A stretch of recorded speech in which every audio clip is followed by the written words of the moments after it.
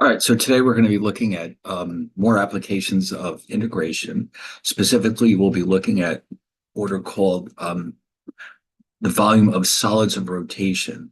Okay, now what does that mean? All right, so we'll see as we go along, but what you're basically doing is you're taking a function and you're rotating it around one of the two axes, and you're creating a solid, some kind of a solid, and we can use integration to calculate the volume of that solid rather. So there's three different techniques that we'll be looking at. One of them is called the shell method, one of them is called the disk method, and one of them is called the washer method. So the one that we use will ultimately be determined by what we're trying to accomplish. Okay, so we'll start. Hold on one second. We'll start by looking at the disk method. So, but when we're done, we'll be looking at all three of these. So, what's happening with the disk method is that we start with a rectangle. So actually, let me copy this into the notes so you can see it better.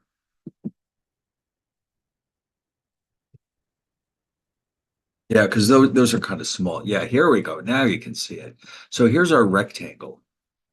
Now we have a width. Now, if you remember from your travels, the area of a rectangle.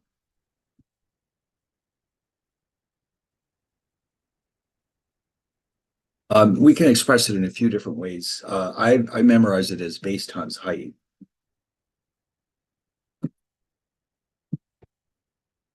But here they're calling it width. And actually, the capital R is actually going to be used to represent radius. Okay, but it is the height of this rectangle. Think of this as your base, or sometimes you could think of it as the width. The height will be known as the radius because we're going to rotate it. And when we do, we'll end up with some type of circular object. In this case, it's a disk. And you can see because they've shown it on the side. This is a very good drawing of what we're trying to visualize. What I find in this chapter 7, by the way, is that sometimes it's difficult to visualize what we're trying to accomplish. So we have to be very careful. But if you could just visualize taking that rectangle and rotating it around the horizontal axis, the x-axis, what will be the result will be a disk. Okay, so it's like it's round, but it has a specific width. In fact, so you could easily visualize this thing. It looks like, well, I guess it would be the thing it reminds me of is a hockey puck, all right, but it is a circle with a specific thickness, which we call W, which is the width, the height, or radius in this case, because it's a circular object, we have to define or think of this as a radius. Because remember, with a radius is defined in a circle as a distance between the center and the circumference. Okay, that's our radius. The diameter goes all the way across. Okay, so just a little refresher there. The radius starts at the center of the circle and moves all the way out to the circumference. The diameter cuts across the entire circumference. So this is the result. Now, the question is, how do we find the volume of this disk? And so the volume is equal to here pi r squared w. Okay. So we're going to use this formula to figure out our volume by integrating. So how does that work?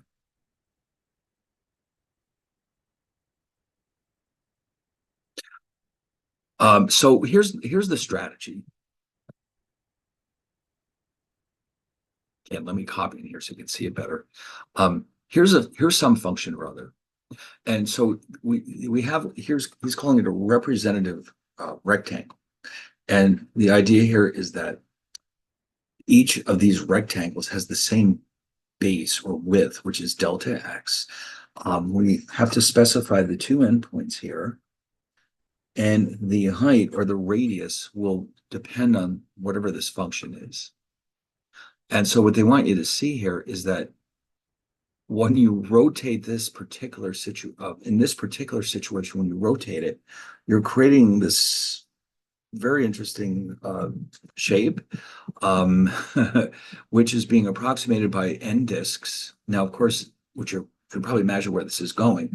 If we shrink up the delta x, in other words, if we have a larger number of rectangles that each has a smaller width, in the limit, the area of, or the volume, I should say, of these disks will add up to the correct volume for this shape. Okay, so in other words, you can tell, I mean, this is why we need integration, because an integral is ultimately an infinite sum. So anyway, this is called the disk method because of the way it looks. That's really why it's called that. It wasn't named after Mr. Disk. It wasn't somebody out there who invented this process. Now, so here's the discrete time version of what we're looking at. And so you can imagine that because the volume of a disk is pi r squared W,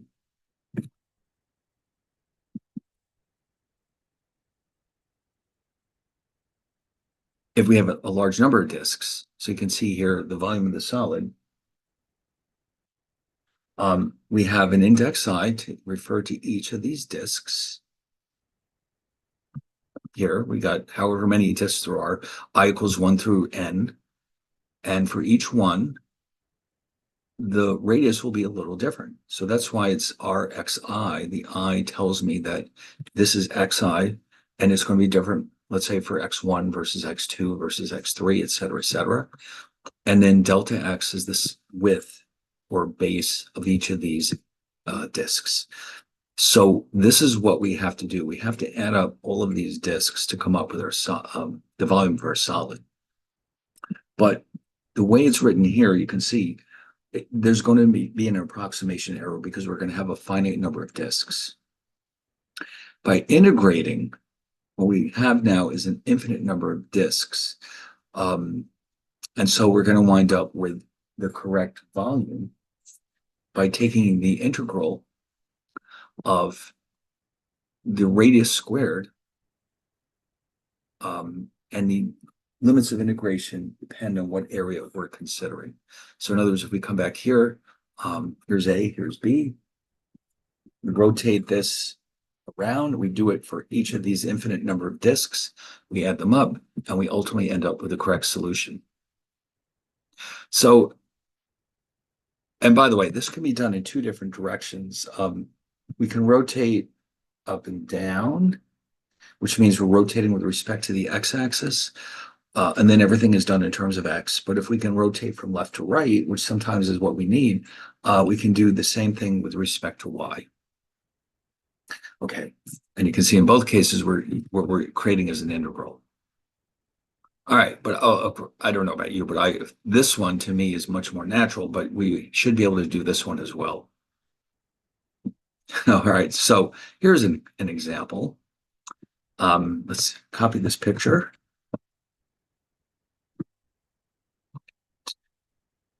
So the actual function is the square root of sine x.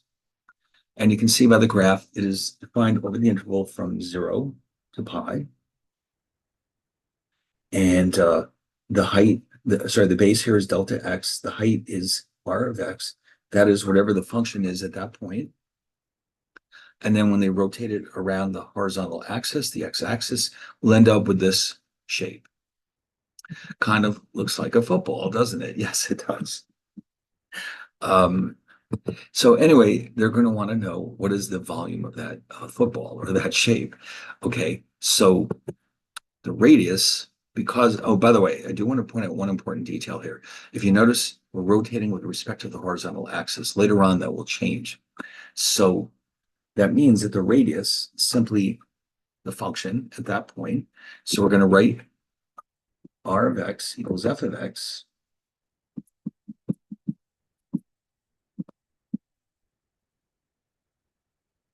Okay. And also remember, the formula that we're going to be using is this one. Let's just copy this one more time.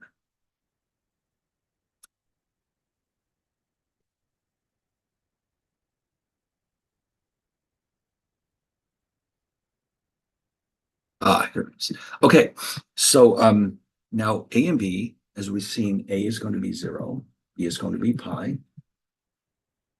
Okay, capital R of X is the radical sine X. So the volume is going to be,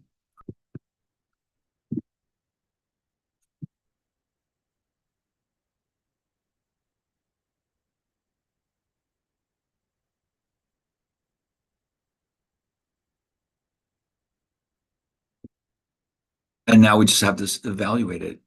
This is obviously a definite integral. So here's what we're going to do. So of course, square this expression, and the integral of sine x is negative cosine x.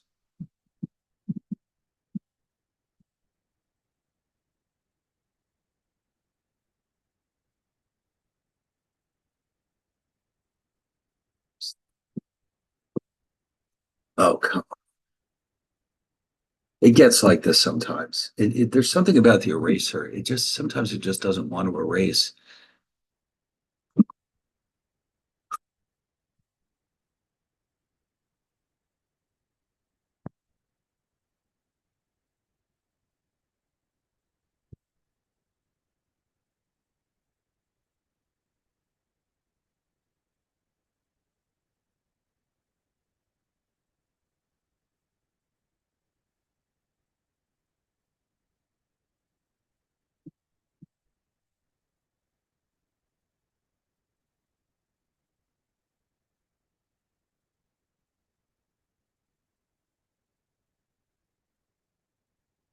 So the cosine of pi, hold on 1 second, is -1.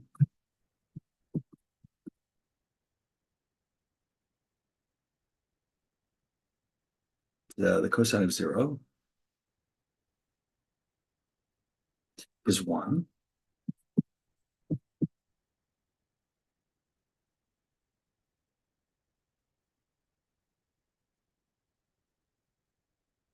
Okay. Now, again, remember, this is the football. Let's go back and take a look at this thing.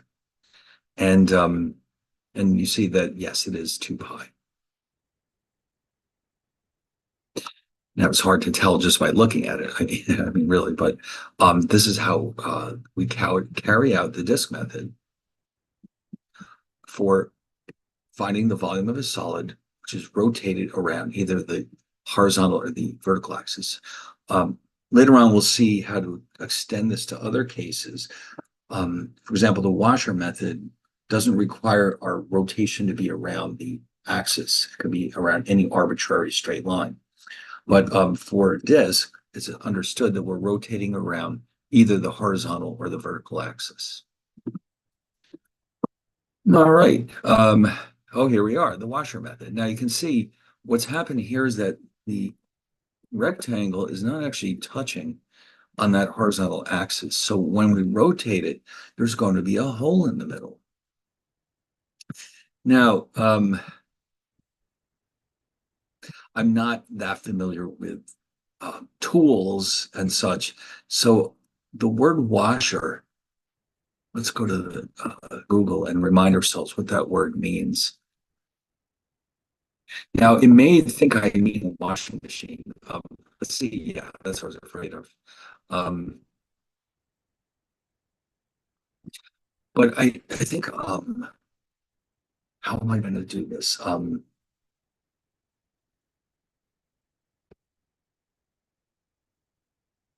Engineering, maybe. Oh, here we go. Well, that was an inspired guess. Yeah, there it is. Okay, I don't fix things. I don't get my hands on tools, but I have seen these before. So yes, you can see that it's well named. All right. So there you go. So it's a washer, although it is a very thick washer, it's still a washer. So now what's different here is that we have two different kinds of radii. Um, don't forget the plural of radius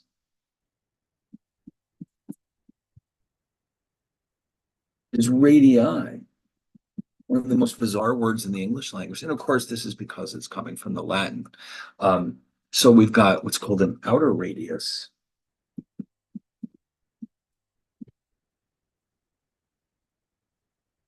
And here's the inner radius. So the integral that we'll be taking will be a little bit different. We need to take into account the difference between the two. So because of that, our new approach, the volume of the washer is right here.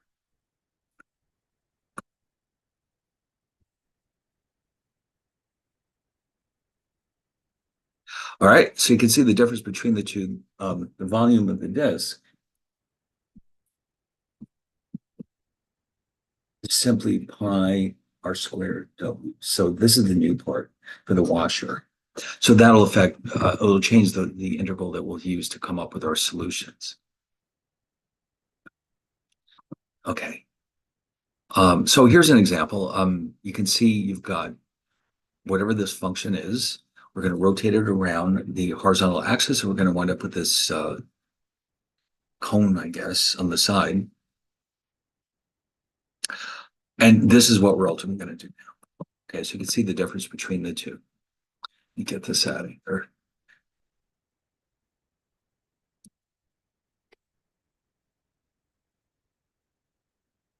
So in other words, the distinction between the two cases is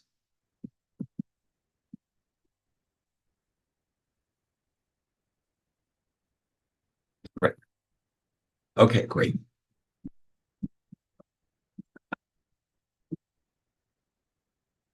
So, all right, let's use this example. So they've got us looking at the difference between two curves this time.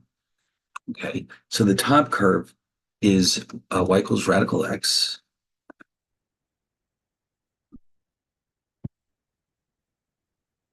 So yes, and they've labeled it over here. The outer radius is here. So we have y equals radical x, which implies that the outer radius is at radical x. The curve underneath is the parabola y equals x squared. And that means we have down here lowercase r, inner radius is x squared.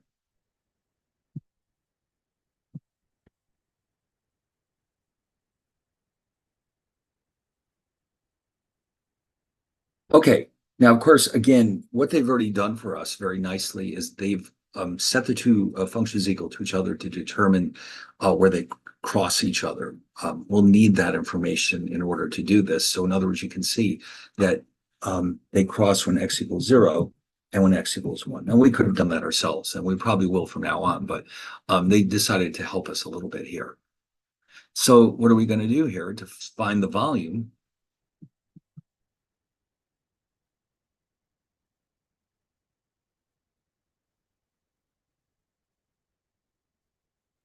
We're going to plug in what we have and do the calculations. So remember, the outer radius is radical x.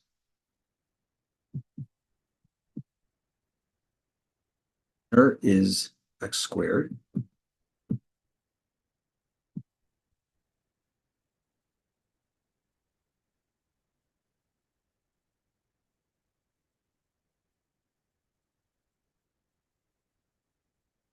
So remember that now that last one is x squared squared. I almost missed it. X squared is the function, but that has to be squared, as you can see from here. So, all right, let's see what we've got. This one is clearly just x. This is x to the fourth. Okay. Now we can use our standard rules of integration.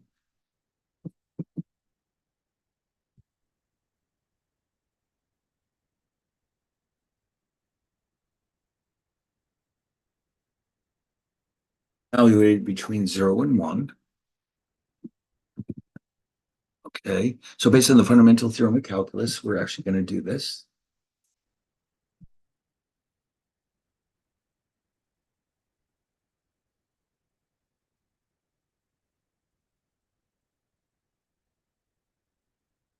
Okay, so in other words, in the first case, I've simply replaced all the x's with ones. In the second case, I've replaced them all with zeros. I just realized I incorrectly substituted there. It's 1 squared over 2 minus 1/5 to the fifth over 5. In the right-hand side, we have 0 squared over 2 minus 0 to the fifth over 5.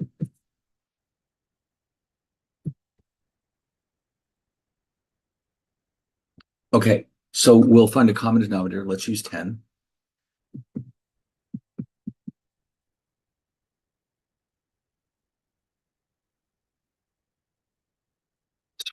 Oh my God, all that time I left out the pi. Yeah, that's kind of important. Yeah, sorry about that. We have the pi here.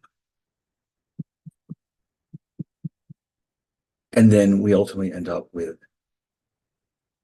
3/10 pi. There you go. That's better. Okay, so yes, I did goof. There's a pi on the outside. Great. Okay.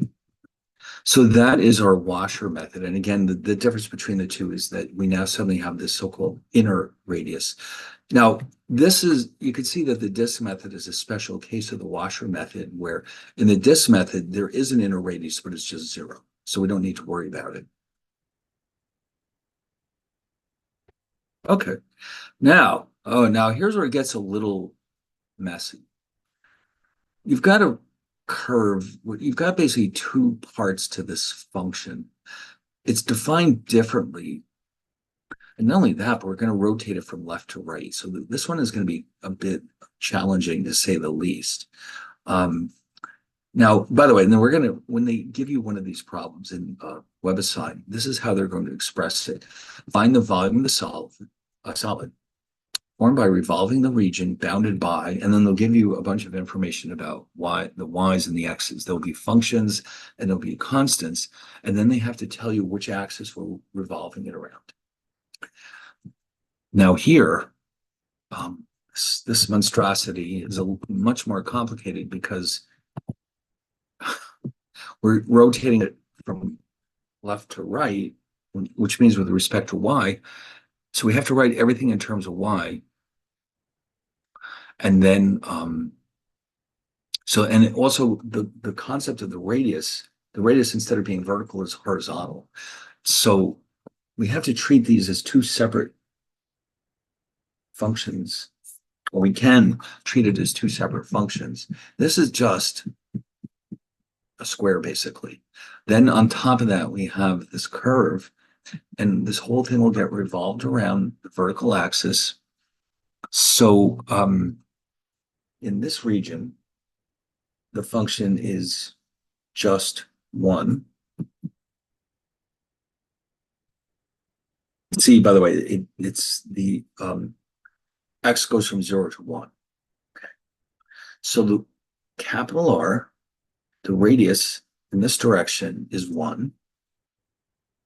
But up here, the so-called inner, and by the way, within this, if we're going to treat these as two separate areas, here there's implicitly an inner radius of 0, okay, because we're touching on the vertical axis.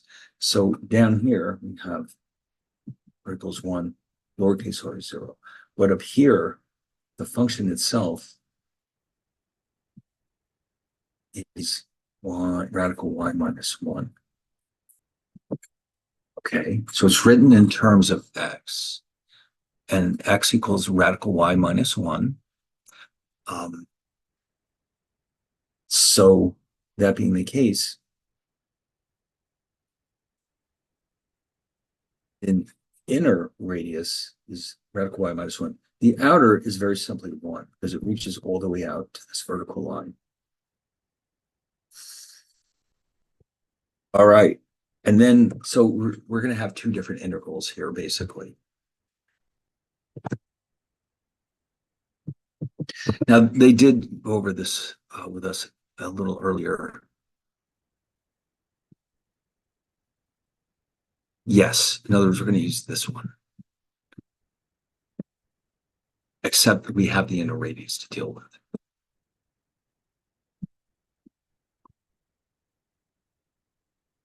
So for each one, now there's two of them. Let's start with the one on the bottom.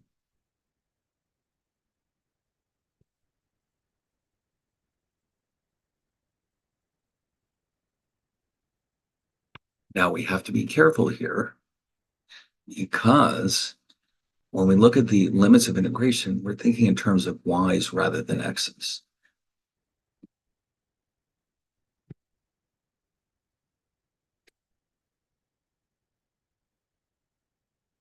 So, oh, by the way, let me make a note here. All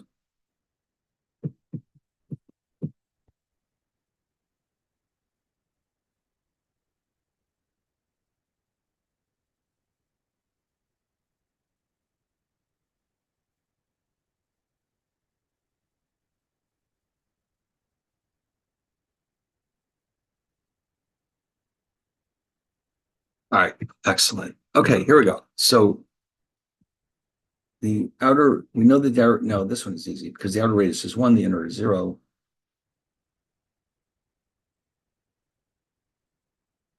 Well, that couldn't be any simpler, but the one on top is a lot messier.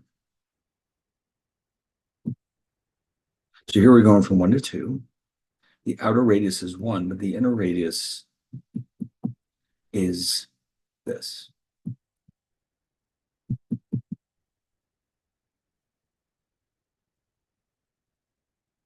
So let me copy this down here so we can work on it.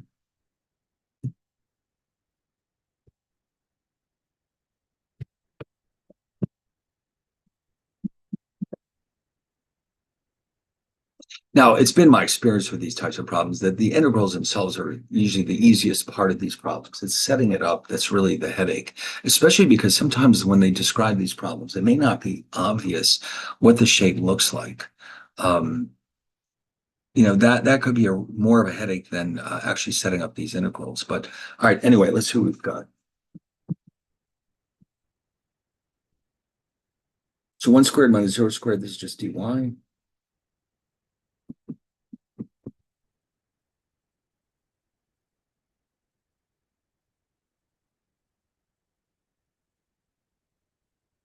So of course the square of radical y minus 1 is y minus 1. And then we'll have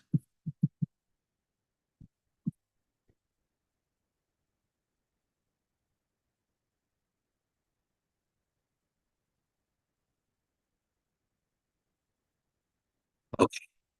Now you can simplify it a little bit further.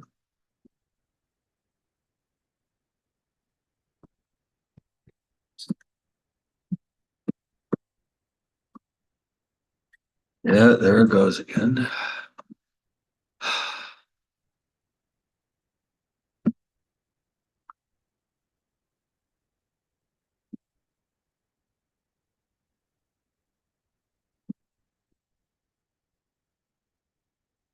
All right, that should do it. All right, so we're going to have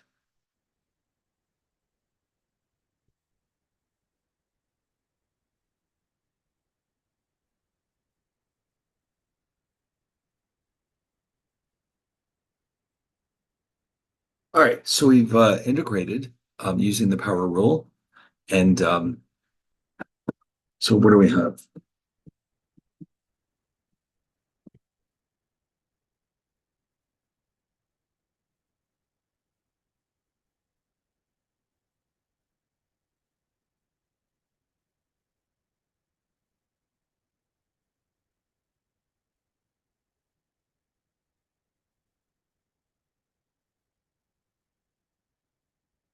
So we're going to have 4 minus 2 minus 2 plus 1/2.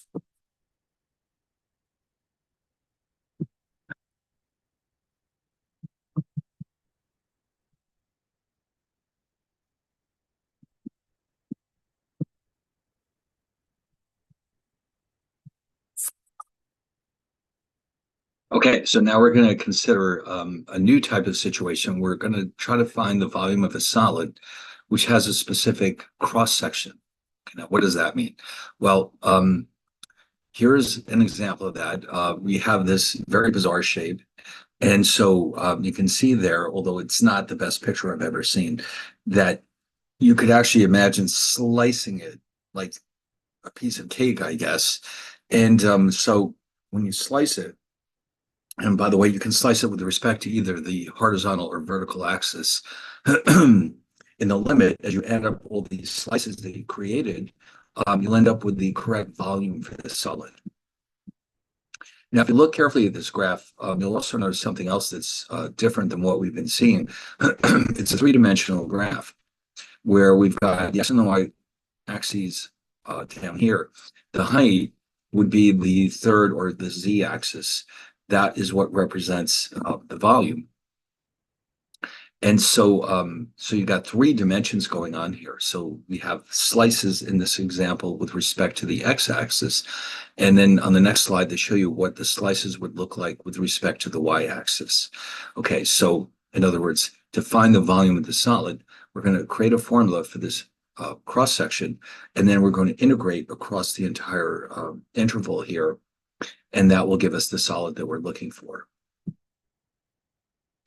Now, here's an example. Now, I double-checked the book with this one. This one is in the book, and I discovered that there's a typo in here somewhere that causes them to have the wrong answer. So we're going to go through and see what it was supposed to be.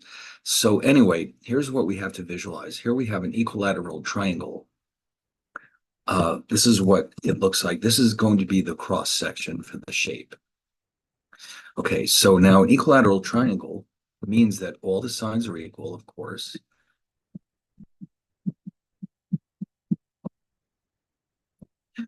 And so you can see that it is the result of two linear functions crossing.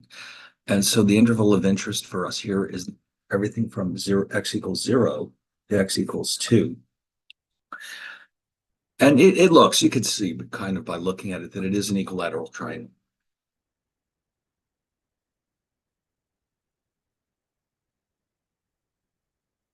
Now, normally, when you calculate the area of a triangle, the most general equation you can use is 1/2 base times height. But it turns out that the equilateral triangle actually has its own unique formula. It turns out that for the equilateral triangle,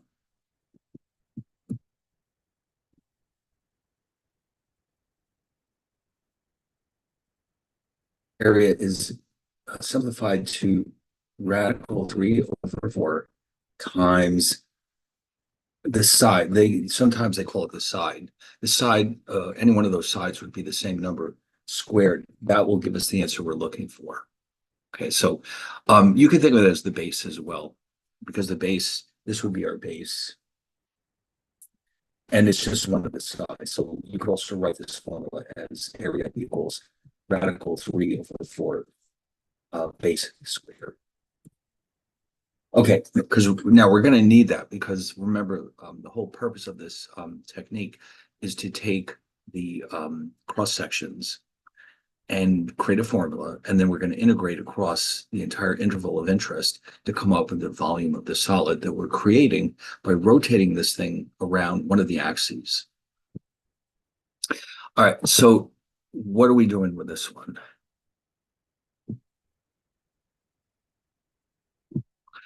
Okay, now, and again, let's write these down. The function, the two functions, or the two lines that are crossing here are here.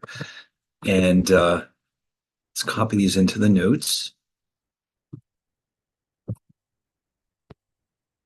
So you have the two lines, one has a positive slope, one has a negative slope.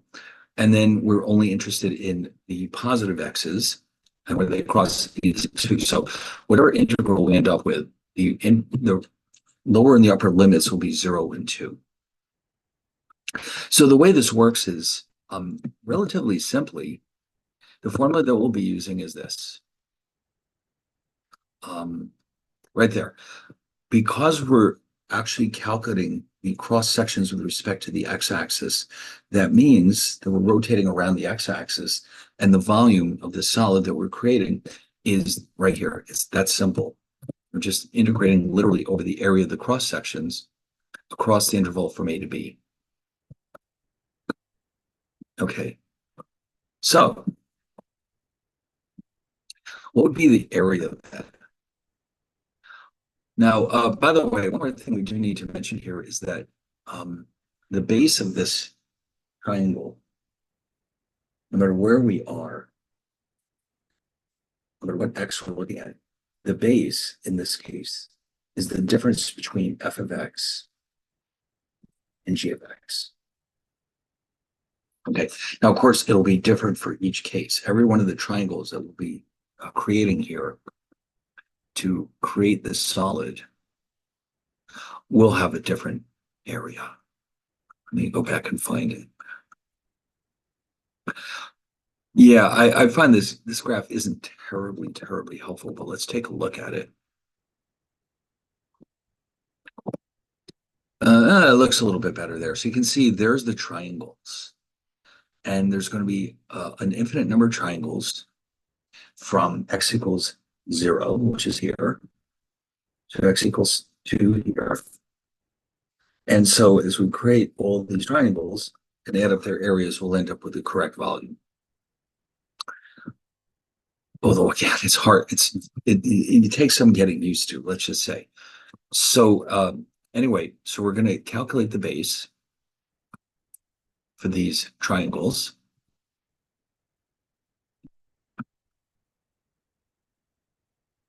And that's going to be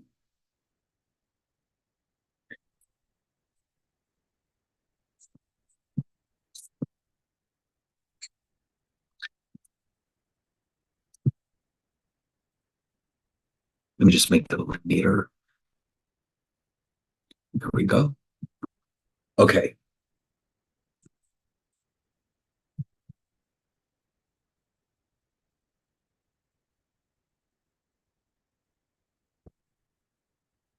So we end up ultimately with 2 minus x. Okay, great. And the area, as we've already seen, is right here. Radical 3 over 4 base squared.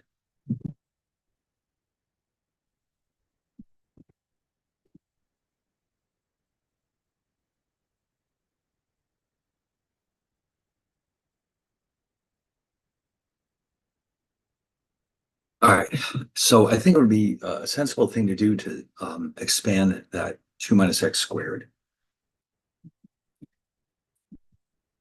So if you want, you can use FOIL for this one. It's so simple.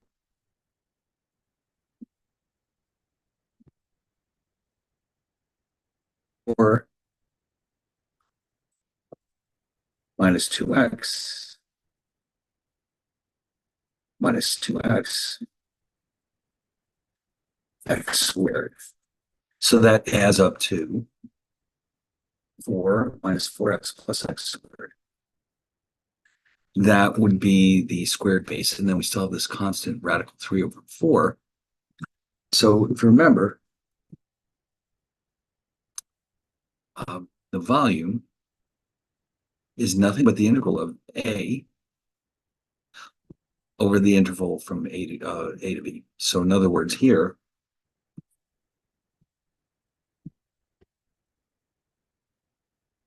remember earlier we noticed that range of values is x equals 0 to 2.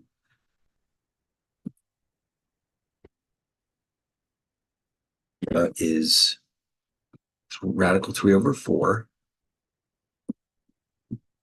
times 4 minus 4x plus x squared. Great. So once we take the integral of this, solve for this integral, we'll have our result. So first thing we might want to do is move this constant on the outside. Then we'll evaluate the integral.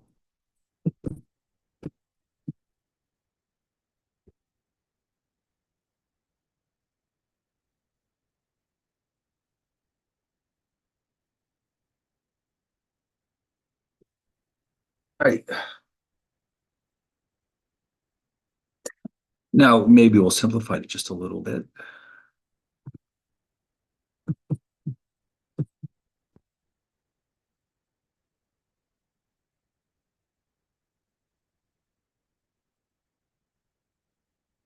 Okay. Now, of course, we'll solve for this using the fundamental theorem of calculus.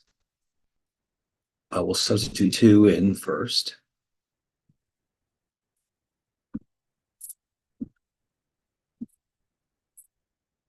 Do the same thing with 0 and subtract that. Although you can see already that the second term will simply be 0. That's right. We'll just write out all the steps. There's no point in skipping steps because that's how you make mistakes.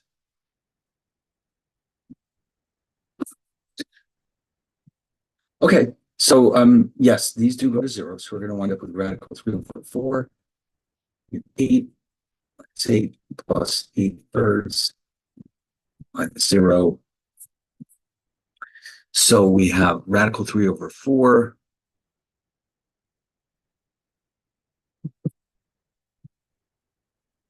Which cancel out, comes 8 thirds.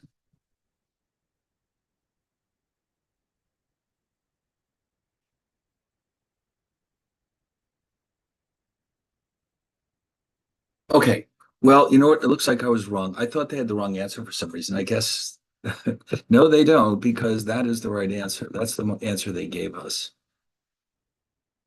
But they did have a typo in the book. That's what caught my eye. They in the process of working this out, there was one major typo in there, and so there was a problem, but they did ultimately get the same answer as us, 2 radical 3 over 3. So we're all set. But in the book, well, let me just show you what I'm referring to here. Where is it? Here it is. So I just wanted you to notice here that, yeah, right here. I don't think I can write on, maybe I can. You see how this should be, no, I guess I can't. It should be 2 minus x. The entire quantity should be squared, not 2 minus x squared like this. So they did ultimately get the answer anyway. I guess it was just a simple typo. They did ultimately carry on and get the right answer. So we're all set. Anyway, so with that one being said, what's next?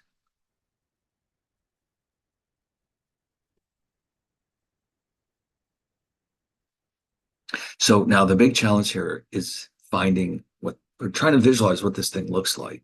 Okay, the integral probably won't be that difficult. It's more a question of setting it up correctly. So if we draw this out, we're going to have, let's get these onto the notes.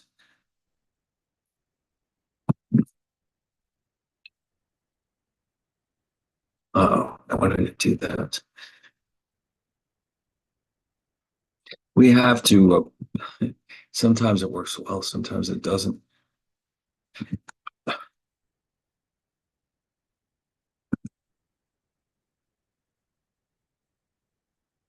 Here we go. Okay, so let's try to see what this looks like. So first of all, the function y equals 1/2 x squared is clearly a parabola, which touches on the origin.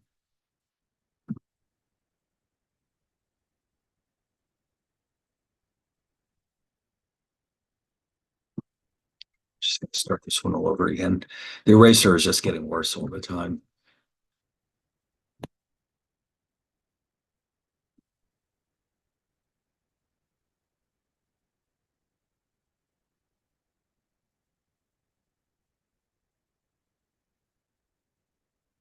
Of course, y equals 2 is simply a straight line.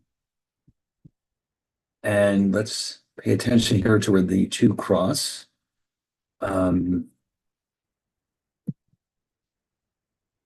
If we set these two equal to each other, that this is the point 2, comma 2. And here we have the origin. As you can see, one of the constraints in the problem is that x equals 0. So what you're seeing here is this region. Now, at this point, we could rotate or revolve it in a few different ways.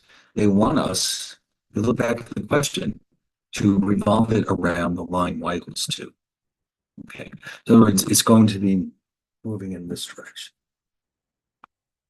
from top to bottom. So what do we do? Well, we could try the disk method.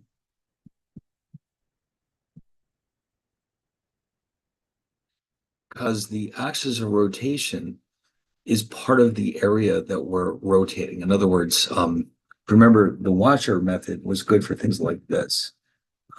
You've got a function and you're rotating it, something like that.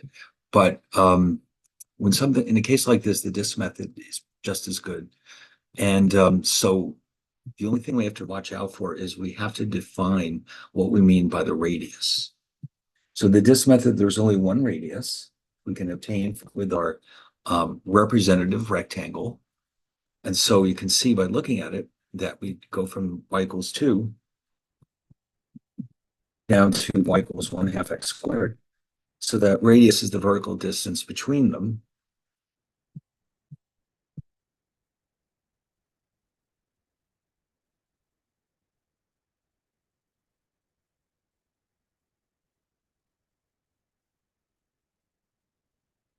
Good. Okay, now, if you remember, the formula for the disk method is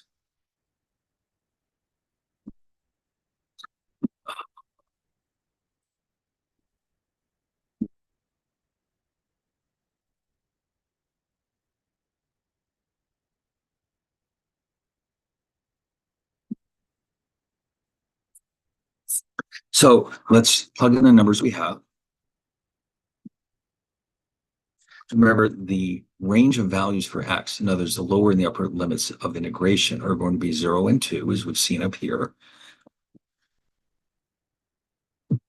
The radius is 2 minus 1/2 x squared. We have to be careful there.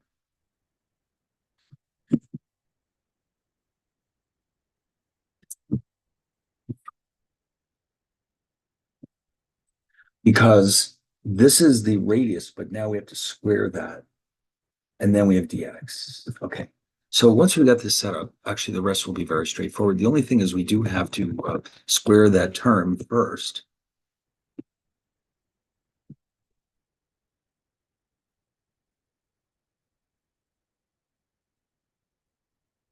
Since it's the product of two binomial expressions, we can use FOIL if we want to. And that means we would be doing this.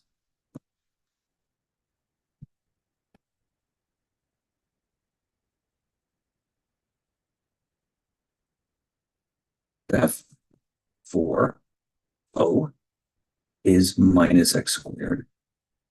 I is again minus x squared. And then last would be 1/4 x to the 4th.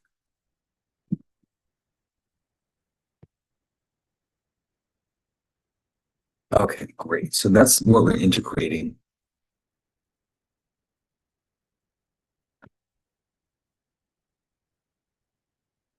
Over the interval from 0 to 2, right? 4 minus 2x squared plus 1/4 x to the 4.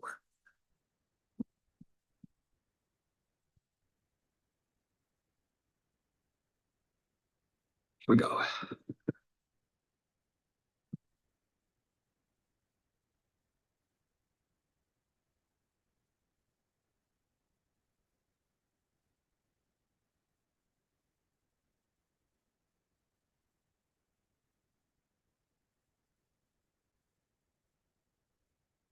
Okay, so first we integrate each term. Okay, very carefully. And then we'll substitute in 2 each x.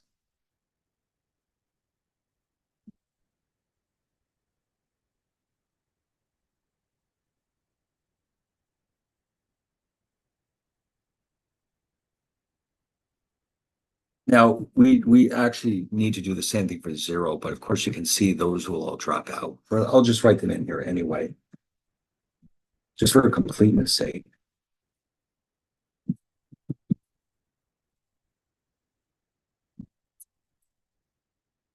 All right, so we can ignore that last part. Those are all zeros. So what do we have?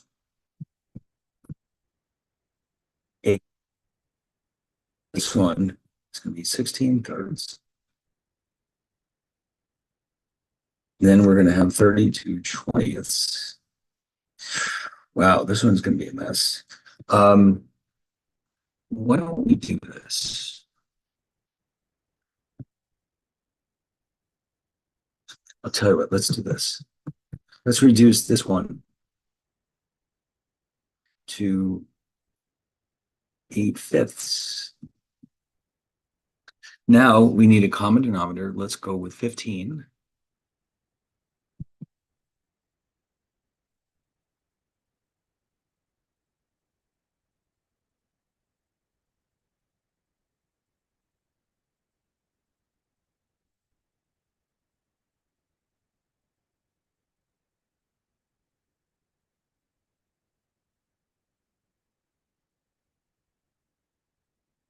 And there it is. So there's so many opportunities to make mistakes here. We have to be insanely careful here, but we did it. And we'll go to the slide and we'll see that yes, indeed, that is the answer. And now there's one more, and then after that we can go on to section 7.3. Now 7.3 introduces another technique, but first let's finish this one.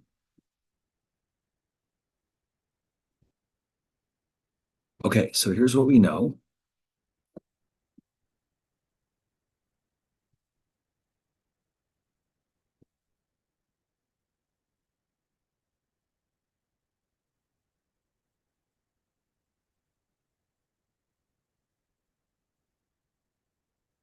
They're telling us that we're going to revolve this around the x-axis.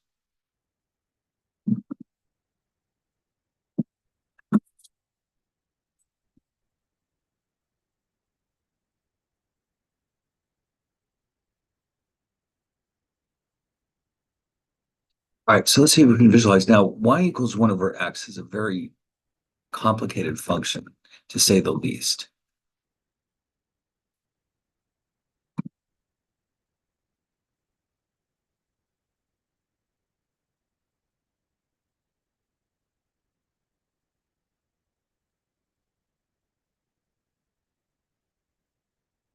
Sometimes it's called the inverse function.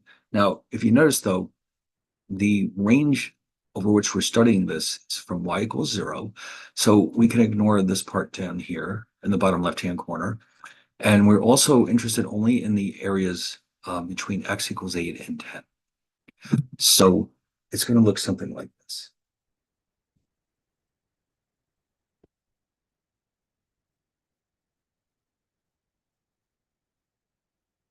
And then we'll rotate it around the x-axis. So it looks like we can use disk again. Okay, great. Disk again, our big challenge is finding the proper radius with a representative rectangle. So that means here we're going to have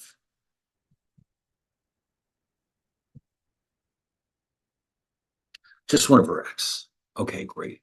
So with the disk method, the volume that we're looking for is pi from a to b, rx squared dx. So here it's very straightforward. The lower and upper limits of integration are 8 and 10. Here we have 1 over x squared. Okay.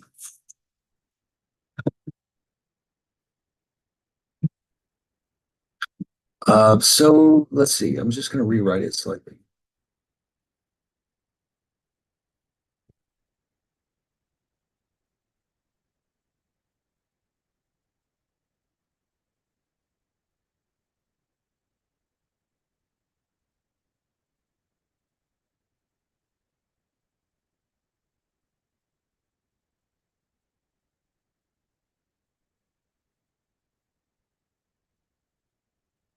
So I'm going to move that negative outside the brackets.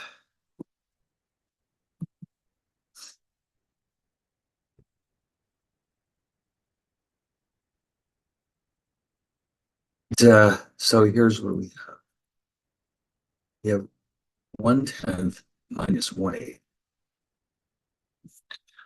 All right. So the common denominator, let's say we'll go with 40.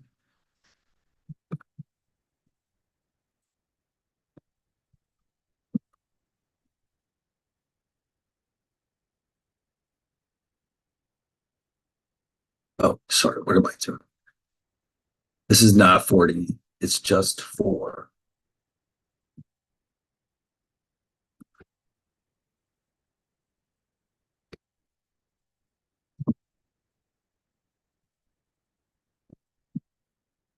And this is 40. Okay, great. All right, so now there's 1/10 is 4/40ths, 1/8 is 5/40ths. And so we're going to have minus pi times minus 1/40. And that's our final answer.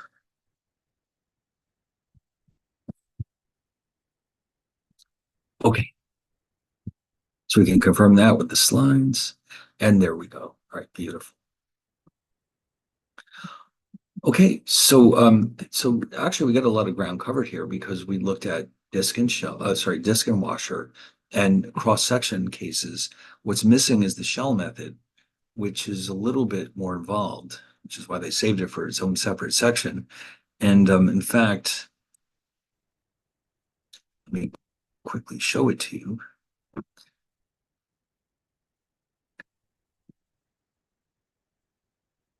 So yeah, so here's what's different with the shell method. You're basically creating cylinders, okay, as opposed to discs. And it makes things a little bit, it depends on what application you're looking at. Sometimes that'll make things a little simpler. Um, like you can see here that this one it works very well because you can see it's hollow in the middle. But the actual integration itself, again, isn't really going to be the challenge. The challenge is going to be setting it up correctly. And of course, this one can also be done with respect to either the horizontal or the vertical axis. And of course, then we want to understand the two, how they're related to each other, when you might want to use one versus the other. In fact, they're going to bring back some of our old friends here to double check them. All right, so I'll tell you what, why don't we save that for the next time? Because this is something we don't want to rush through. And so I'll see you all then.